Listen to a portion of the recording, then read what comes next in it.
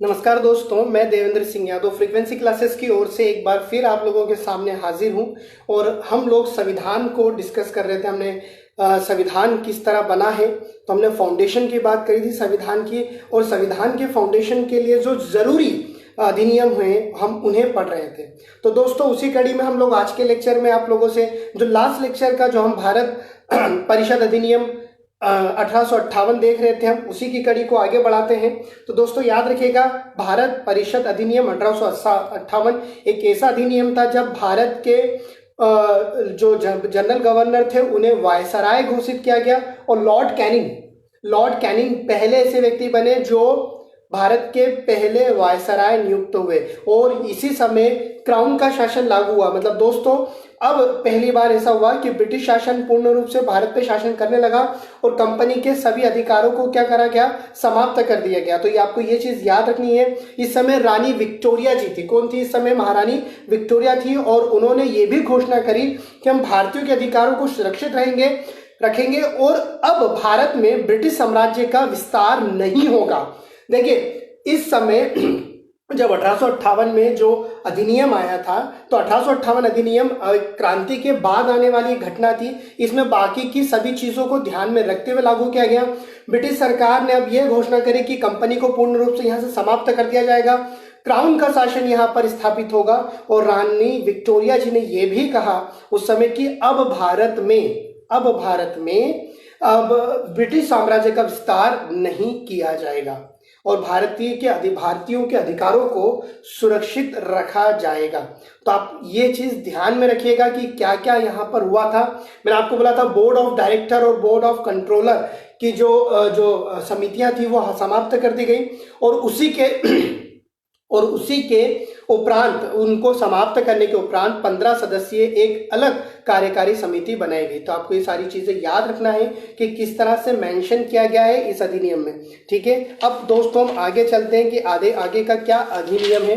तो हेडिंग डाल लीजिए दोस्तों आप लोग, भारत परिषद अधिनियम 1861। बहुत आईएमपी है, भारत परिषद अधिनियम 1861। ठीक है, गुड आफ्टरनून ऑल।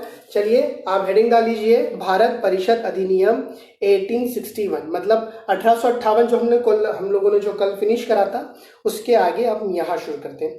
दोस्तों, गवर्नर परिषद का विस्तार किया गया। आपको याद रखना है कि गवर्नर परिषद जो समिति बनी थी, अब उसका यहां पर विस्तार कर दिया गया। मिनिमम 6 सदस्य होंगे और मैक्सिमम 12। आपको याद रखना है, मिनिमम सदस्यों की संख्या 6 रहेगी और मैक्सिमम सदस्यों की संख्या 12। इसमें गैर सरकारी सदस्य भी इंक्लूड किए जाएंगे। गैर सरकारी सदस्य जैसे जमींदार वर्ग हो गया या राजा जो समय प्रेजेंट है, उन्हें इंक्लूड किया जाएगा। तो याद रखेंगे दोस्तों, गवर्नर विधान परिषद में वृद्धि की गई। मिनिमम सदस्यों की संख्या 6, मैक्सिमम सदस्यों की संख्या 12। ठीक है, अध्यादेश जारी करने के जनरल गवर्नर को अधिकार प्राप्त हो गए। दूसरा पॉइंट लिखेंगे दोस्तों, अध्यादेश जारी करने के गवर्नर जनरल को अधिकार प्राप्त हो गए। मतलब अब ऑर्डिनेंस पास किया जा सकता है जनरल गवर्नर के द्वारा। आपको ये याद रखना है। इसी अधिनियम के जो अधिनियम है, हम 1861 की बात कर रहे हैं, तो बजट पेश किया गया था दोस्तों। ब्रिटिश संसद में भारतीय बजट पेश हुआ। ये चीज लोगों को कम मालूम है। आपको याद है कि ब्रिटिश संसद में भारतीय बजट पेश हुआ और पहला भारतीय बजट जो पेश करने वाले थे वो थे जेम्स विल्सन। आप याद रखेंगे, जो पहला भारतीय बजट पेश करने वाले व्यक्ति थे जेम्स विल्सन। ब्रिटिश संसद में भारतीय जो बजट है वो वार्षिक तौर पर अब पेश होने लगा। ये अधिनियम 1861 की ही एक वैल्यूज है, आप ध्यान रखेंगे। हालांकि जो पहला बजट जो हुआ था वो 1860 में हुआ था। आपको ये भी याद रखना है। अगर आपसे सन पूछा जाए तो आपको सन भी मेंशन करना पड़ेगा। ध्यान रखेंगे। एक और चीज हुई कि अब हम लोग सालाना जो इनकम टैक्स भरते हैं, इसकी शुरुआत भी 1861 से ही की गई थी दोस्तों। तो ये चीज आप और ध्यान रखेंगे कि इनकम टैक्स की शुरुआत अगर मानी जाती है तो वो किस अधिनियम के द्वारा मानी जाती है? 1861 अधिनियम, मतलब भारत परिषद अधिनियम 1861। आपको ये चीज ध्यान रखना होगी दोस्तों। इसमें एक चीज और याद है, जैसा मैंने आपको बताया कि जो गवर्नर की विधान परिषद थी उसमें मिनिमम 6 और मैक्सिमम 12 कर दिए गए। गैर सरकारी सदस्यों को इंक्लूड करवा दिया गया। यहां पर भारतीय सदस्यों को भी इंक्लूड किया गया। भारतीय सदस्यों की संख्या मैक्सिमम कितनी हो सकती थी, यह आप लोगों को याद रखना। तो भारतीय सदस्यों की संख्या मैक्सिमम हो सकती थी 3, ध्यान रखेंगे। 6 मिनिमम, गवर्नर जो विधान परिषद है। उसके बाद जो मैक्सिमम की बात करेंगे तो 12, गैर सरकारी सदस्यों को इंक्लूड किया जा सकता है, यह भी कहा गया। भारतीय कितने हो सकते हैं, 3। इनकम टैक्स की शुरुआत हुई, बजट पेश शुरू हो गया, आपको याद रखना है। तो आप ये याद रखेंगे कि गवर्नर भारतीयों को भी अलाउ किया गया गवर्नर काउंसिल का हिस्सा बनने के लिए, पर मैक्सिमम कितने हो सकते हैं, 3। तो ध्यान दीजिएगा दोस्तों, जो जो चीजें मैं आपको बता रहा हूं आपको याद रखना है। अच्छा, एक और चीज इसी अधिनियम के द्वारा की गई थी, कम लोग मेंशन करते हैं। इसी अधिनियम के द्वारा ये भी एक फॉर्मूला निकाला गया कि अब से केंद्र और प्रांत में, ध्यान दीजिएगा, अब से मतलब 1861 के बाद से केंद्र और प्रांत में अलग अलग विधान परिषद होगी। मतलब केंद्र की विधान परिषद अलग होगी और उस समय राज्य नहीं होते थे, उस समय प्रांत होते थे। तो केंद्र की विधानसभा अलग होगी, विधान परिषद अलग होगी, और राज्य की विधान परिषद अलग होगी। तो ये भी किसमें किया गया, 1961 में। आप ध्यान रखेंगे दोस्तों, जितने पॉइंट्स मैं आपको बोल रहा हूं आपको सबको ध्यान से उससे मेंशन करना है। अगर आपके पास ये नोट्स बने हुए हैं तो अगर उसमें आपको कुछ नया एडिशनल मिल रहा है तो उसमें लिख लीजिएगा, ठीक है। मैं आईएमपी चीज आपको और बता रहा हूं। अगला अधिनियम आता है दोस्तों, भारत परिषद अधिनियम 1892। ये बहुत आईएमपी है। अब इसमें एक दो ही बातें, मगर फिर भी इसमें एक दो बातें जो बड़ी यूपीएससी में एक बार पूछी गई थी कि वो कौन सा अधिनियम था जिसमें भारतीय सदस्यों को परिषद में प्रश्न पूछने की आजादी मिल गई। दोस्तों वो यही अधिनियम है। 1892 में भारतीय सदस्य जो कार्यकारी परिषद के सदस्य बने थे या चुने गए थे, तो उन सदस्यों को पार्लियामेंट में, मतलब उस समय जो परिषद थी उसमें क्वेश्चन पूछने का अधिकार प्राप्त था। मगर आप ये भी जान लीजिए कि क्वेश्चन तो पूछ सकते थे, क्वेश्चन पूछने के बाद भारतीयों के क्वेश्चंस को आंसर करना जरूरी नहीं था। तो ये चीज भी आए, हमें अधिकार तो मिले मगर उसको जरूरी नहीं दिया गया था। दैट मीन्स कि भारत में जब भारतीय को जोड़ा गया भारतीय परिषद से, तो उन्होंने क्या करा, गवर्नर परिषद में जोड़ तो लिया, क्वेश्चन पूछने का अधिकार दिया। 1892 में क्वेश्चन में अनुपूरक क्वेश्चन नहीं पूछ सकते थे, मतलब आपको एक सिंगल क्वेश्चन पूछना है, अंग्रेज जवाब दे या ना दे उसकी मर्जी पर है। आप कंपलसरी उसको ये नहीं कह सकते कि आपको जवाब देना ही है। तो ध्यान रखिएगा, क्वेश्चन पूछने का अधिकार तो मिल गया मगर उसका आंसर जरूरी नहीं कि दिया जाए। प्लस आप उस क्वेश्चन या आंसर पे एक अनुपूरक सप्लीमेंट्री क्वेश्चन और डाल नहीं सकते। तो ये ध्यान दीजिएगा, अधिकार दिए मगर सीमित दिए थे। पहली बार अप्रत्यक्ष चुनाव सामने आया। अप्रत्यक्ष चुनाव का मतलब है दोस्तों कि जनता के द्वारा नहीं चुना गया, ये परिषद के लोगों ने ही मिलकर अन्य परिषद के सदस्यों को चुन लिया। जैसे जमींदार वर्ग हो गए, राजा वर्ग हो गए, तो जमींदारों का वर्ग ज्यादातर सपोर्ट करता था अंग्रेजों को, इसलिए अप्रत्यक्ष चुनाव भी इंट्रोड्यूस हुआ 1892 अधिनियम के तहत। तो ये आप लोग ध्यान से रखिए, ध्यान से लिख लीजिए कि अप्रत्यक्ष चुनाव भी इंट्रोड्यूस हो गए। कहां पर, 1892। ये चीजें आपको ध्यान में रखना है। चलिए दोस्तों, तो आप यहां ध्यान रखेंगे 3 चीजें मैंने बताई कि पहली बार अप्रत्यक्ष चुनाव 1892 के अधिनियम के द्वारा। दूसरा, एक और चीज कि यहां पर प्रश्न पूछने का अधिकार तो मिला मगर अधिकार सीमित था, अनुपूरक प्रश्न नहीं पूछे जा सकते थे और प्रश्नों का उत्तर देना जरूरी भी नहीं था। तो ये चीजें आप ध्यान में रखेंगे। तीसरा, विधान परिषद का आकार बढ़ा दिया गया। विधान परिषद के अब क्या, जो नंबर ऑफ मेंबर्स हैं उन्हें बढ़ाते चले जाएंगे, 12 से फिर और ज्यादा करेंगे, फिर उससे और ज्यादा करेंगे। तो ये अब विधान परिषद के आकार में जो विस्तार है वो शुरू हो गया, मतलब अब विस्तार जनसंख्या के आधार पर किया जा सकता है। दोस्तों अब हम अगले अधिनियम की ओर बढ़ते हैं। अभी हमने 2 अधिनियम देखे, 1861 और 1892। ये आप दोनों अधिनियम बहुत ध्यान से लिख लीजिए क्योंकि दोनों आईएमपी। अब जो आने वाले 2-3 अधिनियम है ये और ज्यादा इंपॉर्टेंट हो जाते हैं। तो अब हेडिंग डालिए दोस्तों, भारतीय परिषद अधिनियम 1909।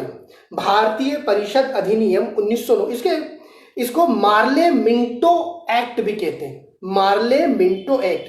तो याद रखेंगे, मार्ले उस समय के सचिव थे, मार्ले जो थे वो सचिव थे और जो मिंटो थे वो वायसराय थे। तो आपको याद रखना है, मार्ले मिंटो एक्ट को कहा जाता है, जो मार्ले थे वो सचिव थे और जो मिंटो जी थे वो क्या थे, वायसराय, उस समय के वायसराय ऑफ इंडिया थे। तो इसे मार्ले मिंटो एक्ट भी कहा जाता है, 1909। अब इसमें पहली बार इंट्रोड्यूस हुई पृथक निर्वाचन प्रणाली। और दोस्तों पृथक निर्वाचन प्रणाली का मतलब होता है सांप्रदायिक प्रतिनिधित्व प्रणाली की शुरुआत। मैं देखिए पृथक निर्वाचन प्रणाली की शुरुआत, ये तो कहा है मैंने कि, और उसी को अगर आप एक ब्रैकेट में लिखना चाहें तो आप लिख सकते हैं सांप्रदायिक प्रतिनिधित्व प्रणाली की शुरुआत। सांप्रदायिक प्रतिनिधित्व प्रणाली की शुरुआत मतलब दोस्तों हिंदू और मुसलमानों को बांटने की बात करी गई।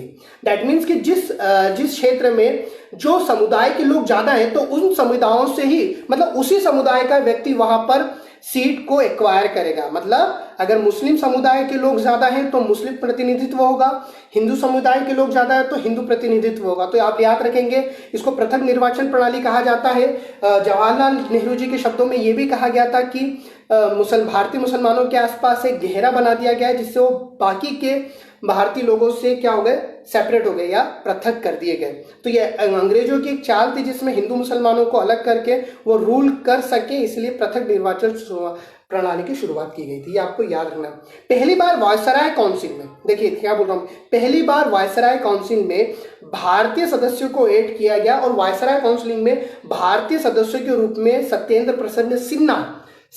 प्रसन्न सिन्हा पहले ऐसे व्यक्ति थे जो कानून सदस्य, मतलब कानूनी सदस्य के रूप में जुड़े। ध्यान रखिएगा, वायसराय प्रणाली में भारतीय सदस्यों को इंक्लूड करने की बात कही गई और भारतीय सदस्यों को इंक्लूड करने के लिए आप ध्यान रखेंगे जो पहले व्यक्ति चुने गए कानून सदस्य के रूप में वो व्यक्ति थे सत्येंद्र प्रसन्न सिन्हा।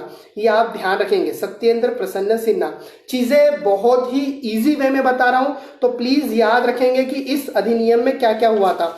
मार्लेमेंटो कहा गया 1909 को, सांप्रदायिकता प्रतिनिधित्व प्रणाली की शुरुआत की गई जिसे हम पृथक निर्वाचन प्रणाली भी कहते हैं। पहली बार वायसराय की जो काउंसिल थी उसमें भारतीय सदस्यों को इंक्लूड किया गया और पहले भारतीय सदस्य के रूप में इंक्लूड हुए सत्येंद्र प्रसन्न सिन्हा जो कानून सदस्य के रूप में, मतलब कानून सदस्य के रूप में जुड़े। तो प्लीज आप ये सारी चीजें ध्यान में रखेंगे। ओके, तो दोस्तों एक और चीज, केंद्रीय विधानसभा में या केंद्रीय विधान परिषद में जो सदस्यों की संख्या थी, देखिए पहले 12 फिर बढ़ा के 1892 में 16 कर दिया, अब 16 से बढ़ाकर यहां सीधे करी 60।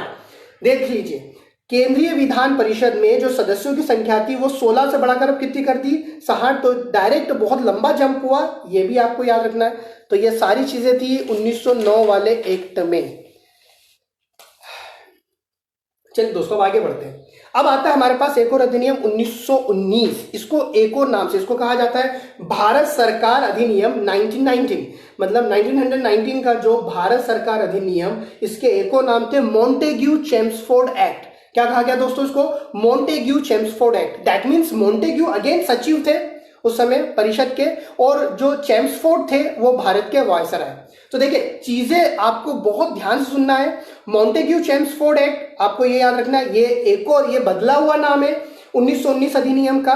मतलब 1919 भारत सरकार अधिनियम को मॉन्टेग्यू चेम्सफोर्ड एक्ट क्यों कहा जाता है, मॉन्टेग्यू सचिव थे, चेम्सफोर्ड जो थे वो थे वायसराय। इसको एक और नाम दिया गया दोस्तों सुधार अधिनियम, इसे रिफॉर्म एक्ट भी कहा जाता है। तो ये तीनों नाम याद रखेंगे, क्या कहा जाता है, रिफॉर्म एक्ट। तो आपको सारी चीजें ध्यान में रखना है, बहुत अच्छे से मेंशन करना है। अब हुआ क्या, पहली बार दोहरी शासन योजना लागू की गई। मतलब प्रांतों में द्वैध शासन प्रणाली लागू की गई। प्रांतों में क्या लागू किया गया, द्वैध शासन प्रणाली। अब द्वैध शासन प्रणाली प्रांतों में लागू करी गई, दैट मीन्स कि अब प्रांतों में विषयों को दो तरह से बांट दिया। प्रांत में ध्यान दीजिएगा, प्रांत में विषयों को दो तरह से बांट दिया गया। पहला जो प्रांत जो सेक्शन बना उसमें समझ लीजिए हस्तांतरित मुद्दे, मतलब सिग्नेचर इशू। हस्तांतरित मुद्दे का मतलब है ऐसे मुद्दे जो उस समय के हिसाब से ज्यादा इंपॉर्टेंट नहीं थे। दैट मीन्स शिक्षा, स्वास्थ्य, ठीक है, चुंगी, टैक्सेस वगैरह। तो ये सारे जो इश्यूज होते थे इनको सुलझाने के लिए गवर्नर के साथ इंडियन मेंबर्स, और जो मुख्य मुद्दे मतलब जो मेन इश्यूज थे जैसे पुलिस प्रशासन एडमिनिस्ट्रेशन की बात करें हम लोग तो या व्यवस्थाओं की बात करें तो ये जो इशू थे इन्हें सुलझाने के लिए गवर्नर प्लस इंग्लिश मेंबर। देखिए कितनी चालाकी करी गई कि दोहरी शासन व्यवस्था जो है वो शुरू की गई 1919 अधिनियम में। कहा प्रांतों में उन्होंने दो रूपों में बांटा। एक तरफ हस्तांतरित मुद्दे कर दीजिए, हस्तांतरित मुद्दे मतलब ऐसे इशू जो उस समय के हिसाब से इतने जरूरी नहीं थे जैसे शिक्षा, स्वास्थ्य, चुंगी।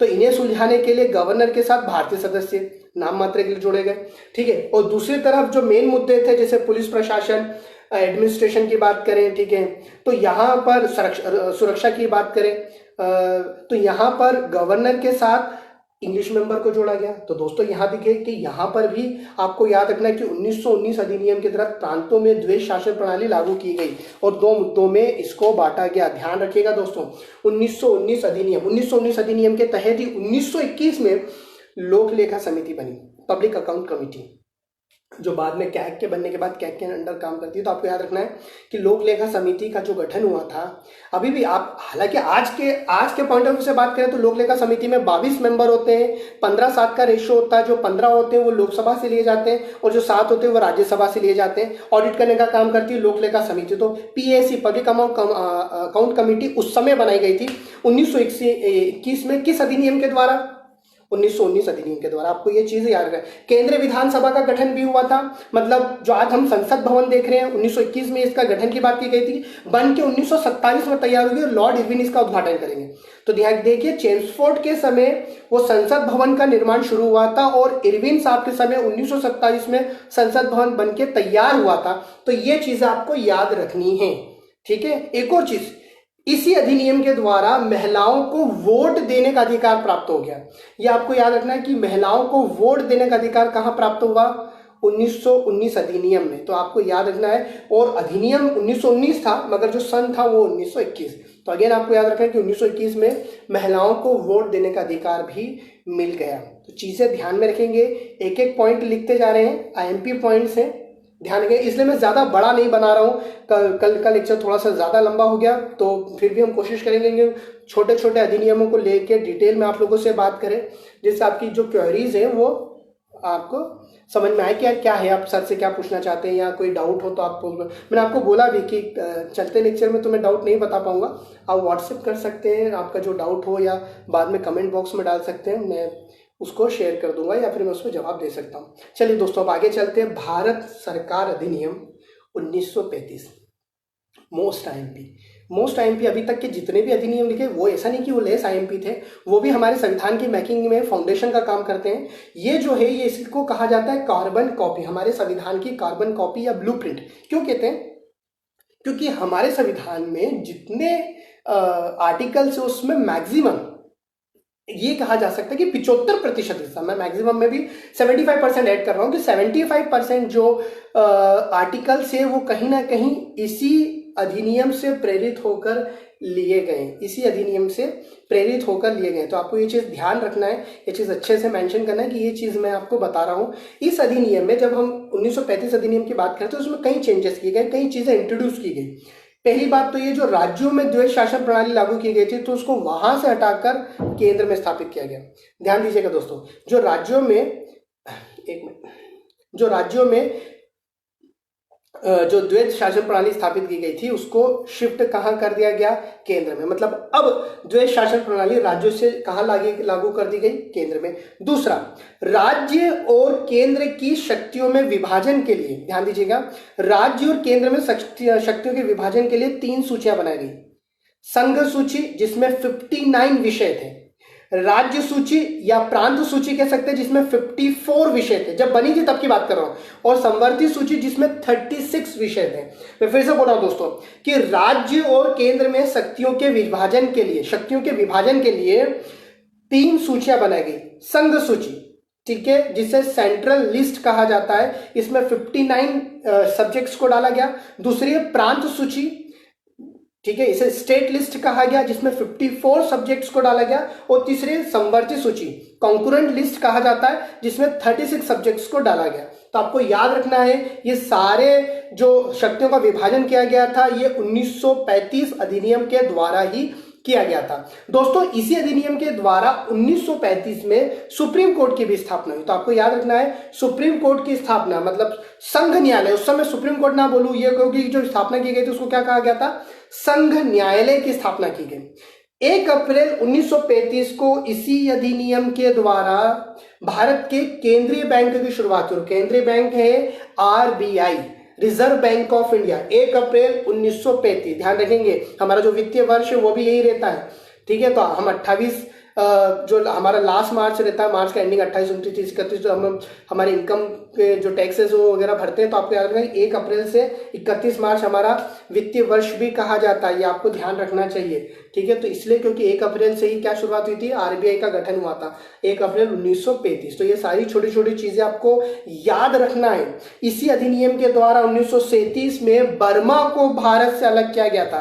ध्यान दीजिए, इसी अधिनियम के द्वारा 1937 में 37 में बर्मा को भारत से अलग किया गया। एक तो ये चीज, इसी अधिनियम में पहली बार प्रधानमंत्री शब्द का प्रयोग हुआ। इसी अधिनियम में पहली बार कहा गया कि प्रांतों की गवर्नेंस के लिए, मतलब प्रांतों को प्रारूप रूप से संचालित करने के लिए गवर्नर की स्थापना की जाएगी। दैट मीन्स प्रत्येक प्रांत का एक गवर्नर होगा। उस समय 6 प्रांत थे, तो आपको याद रखना है कि प्रत्येक प्रांत का एक गवर्नर, मतलब उस समय गवर्नर की नियुक्ति की गई। ध्यान दीजिएगा मैं क्या बोल रहा हूं, प्रधानमंत्री शब्द का भी प्रयोग हुआ। इसी समय यह भी कहा गया कि प्रांतों की देखरेख के लिए एक अलग से राज्यपाल, गवर्नर जो हम बोलते हैं, राज्यपाल की नियुक्ति की जाएगी। इसी अधिनियम के द्वारा आरबीआई बना, बर्मा को भारत से अलग किया गया, सुप्रीम कोर्ट की स्थापना हुई, तीनों सूचियां बनी, संघ सूची, राज्य सूची और संवर्ती सूची, और प्रांतों से द्वैध शासन को हटा के कहां लागू क्या कर दिया गया दोस्तों, केंद्र में। तो ये सब, और इसी को हम कार्बन कॉपी भी कहते हैं। मैंने कहा भी था कि इसे क्या कहा जाता है, कार्बन कॉपी, मतलब भारतीय संविधान की कार्बन कॉपी, क्योंकि लगभग 75% का जो पोर्शन है वो यहीं से लिया गया। तो आप ध्यान रखेंगे, हमारे सारे अधिनियमों को आपको ध्यान से लिखना है, ध्यान से आप इसको गूगल कर सकते हैं, रिवाइव कर सकते हैं। कुछ चीजें अगर छूट रही है तो उन्हें मार्क कर लीजिए। ठीक है, मैं ऐसा नहीं कि मैं सारी चीजें कवर कर रहा हूं, मैं मैक्सिमम मैं कोशिश करता हूं कि जितनी आईएमपी है वो पूरी 100% आप लोगों तक वो चीजें पहुंचा दूं। ठीक है दोस्तों, तो ये आज का लेक्चर हम यहीं समाप्त करते हैं। एक आखिरी अधिनियम बचा है कि भारत स्वतंत्रता अधिनियम 1947, भारत स्वतंत्रता अधिनियम के द्वारा फिर भारत को आजादी मिल गई, तो उसमें से कुछ नहीं लिया गया। अभी तक के हमने जितने भी एक्ट देखे दोस्तों, रेगुलेटिंग एक्ट से 1773, फिर पिट्स इंडिया एक्ट, फिर हम चार्टर एक्ट देखे ढेर सारे, उसके बाद फिर हमने आज के जो एक्ट देखे, ये प्लीज सारे एक्ट याद रखिएगा। भारत के संविधान से मैक्सिमम जो क्वेश्चंस बनते हैं वो यहां से ज्यादा उठाए जाते हैं। अब कल हम देखेंगे दोस्तों मेकिंग ऑफ इंडियन कॉन्स्टिट्यूशन, मतलब कल हम भारत के संविधान की जो रूपरेखा है, अभी तक तो हमने देखा कि नींव कैसे डली, ये पूरा नींव का मटेरियल था। कल हम दीवारें की बात करेंगे, तो हम कल आपको लेके चलेंगे कि भारतीय संविधान का निर्माता कौन है, भारतीय संविधान के में प्रारूप समिति में किस तरह से क्या अंतरिम सरकार थी, क्या कैबिनेट मिशन था। तो कल आपको दोस्तों हम इसमें और चीजों के बारे में आगे बताएंगे। तो दोस्तों कल का लेक्चर आप ना छोड़िएगा, ध्यान से जरूर टाइम पे आकर आप वेट करिएगा, हम लोग कल आप लोगों से मिलेंगे। तो तब तक के लिए धन्यवाद। और आपको अगर ये लेक्चर अच्छा लगा तो आप नीचे लाइक और कमेंट कर सकते हैं, अपने एक्सप्रेशंस भेज सकते हैं। और दोस्तों हमारा यूट्यूब चैनल, ठीक है, फ्रीक्वेंसी क्लासेस को भी सब्सक्राइब कर सकते हैं, हम थोड़े दिन बाद उस पर भी लाइव आएंगे। घर में रहिए, सुरक्षित रहिए, लॉकडाउन के नियमों का पालन करिए। मैं रोज बोलता हूँ और मैं बोलता रहूंगा। स्वास्थ्य आपका ध्यान रखिए, अपने स्वास्थ्य का, अपने परिवार का ध्यान रखिए, और पढ़ाई करना ना छोड़िए दोस्तों। ध्यान रखिएगा, पढ़ाई करते रहिए, आने वाले एग्जाम्स के लिए आपको ये बहुत जरूरी हो जाएगा। तब तक के लिए धन्यवाद दोस्तों, मिलते हैं कल आप लोगों से।